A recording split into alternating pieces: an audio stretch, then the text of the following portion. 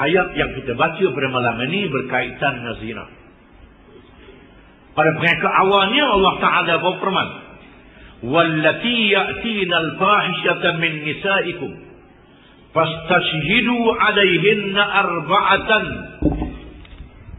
minkum fa in shahidu fa amsikuhunna fil buyuti hatta yatawaffahunna al-maut aw yaj'alallahu lahunna sabila walladani ya'tiyaniha minkum fa'aduhuma fa in taba wa aslaha fa'aridu anhuma innallaha kana tawwabar rahima."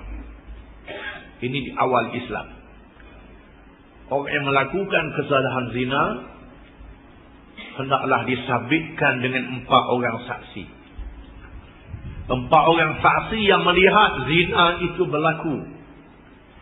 Bukan bercumbu-cumbuan saja. Zina itu berlaku. Kemaluan itu berzina. Zakar lelaki masuk pada farad perempuan dengan nyata dan terang. Bukan dilihat adalah selimut, tak aci. Mesti dilihat dengan terang dan nyata oleh 4 orang. Setelah sabit 4 orang saksi, maka hendaklah ditahan di dalam rumah. Ini di zaman tidak ada penjara, tak ada jail. Zaman awal Islam, jail tak ada. Maka dikurung dalam rumah, tak dibenarkan keluar. Ditahan sehingga mati. Sehinggalah Allah membawa hukum yang lain kepada kamu. Yang kedua, disakiti mereka kerana melakukan kesalahan zina itu. Ini hukum yang kedua. Setelah keduanya bertaubat dan menjadi baik, maka biarkan mereka berdua, sesungguhnya Allah Maha menerima taubat lagi Maha penyayang kepada hamba-Nya.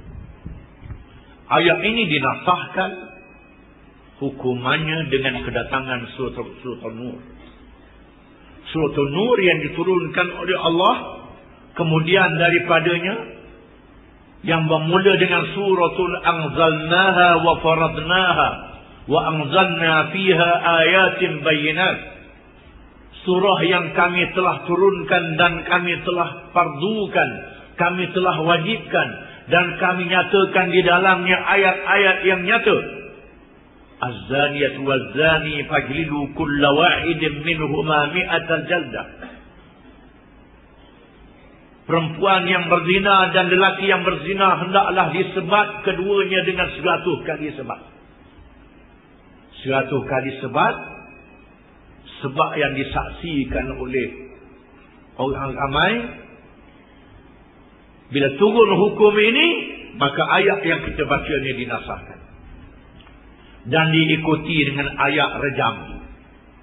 Ayat rejam. Ayat rejam, walaupun tak ada dalam Quran, dinasahkan bacaannya, ianya diamalkan oleh Nabi SAW.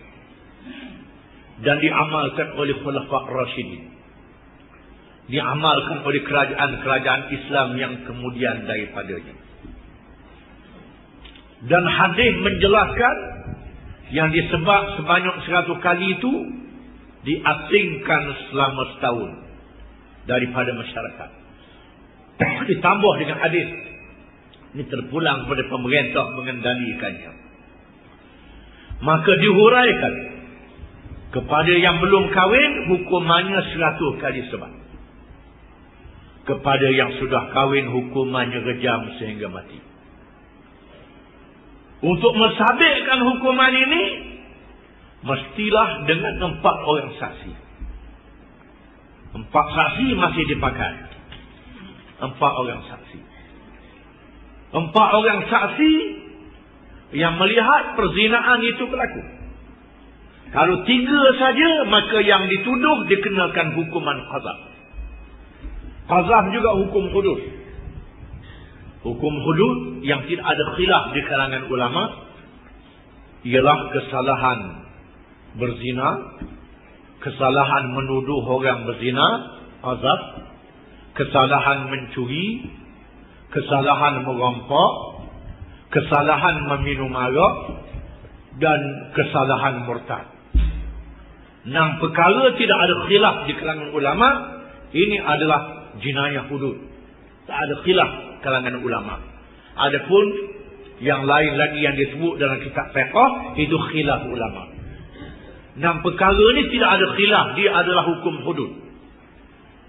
Di mana hukum hudud yang berkait dengan zina, berkait dengan qazaf. Orang yang menuduh hendaklah mengadakan 4 orang saksi. Saksi yang adil, yang lelaki. Lelaki, perempuan tidak boleh. Perempuan kalau kena ubuk, dia takut. Itu hikmahnya. Itu hikmahnya. Perempuan tidak menasabah dengan dia nak tengok orang berzina. Kerana ada rasa malu pada orang perempuan. Beza dengan orang lelaki. Itu hikmahnya. Mesti saksi itu orang Islam, lelaki dan yang adil. Yang adil ialah mereka yang tidak mengerjakan dosa besar. Yang tak meninggalkan sembahyang, yang tak makan riba, yang tak mengumpat. Ini syarat nak jadi saksi. Yang tidak berterusan mengerjakan dosa kecil. Dosa kecil tidak berterusan. Ada kita tengok perangai, dia suka tengok orang perempuan yang membuka aurat, tak boleh jadi saksi. Dia juga mestilah orang yang tidak melakukan perkara yang merosakkan maruah. Tengok pasal buka baju ni tak boleh jadi saksi.